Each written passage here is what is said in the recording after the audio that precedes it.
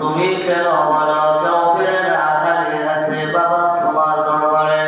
তোমার বলার ছিল কেউ ফিরে না খালি হাতে আল্লাহ তোমার দরবারে।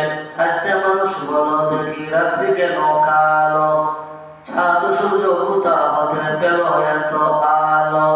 পশু পাখি কয় না কথা মানুষ কেন কয়? বলো বলো বলো মানুষ এসব কেমন করে হয়? ফুলগুলি সব নানান রঙে কেমন করে হয়? পাতাগুলি সবুজ বটে ফুলের মতো নয়। দুধ কেন হয় সাদা, মরিচ কেন জাল, আমগুলি পাকলে আবার কেমন হয়?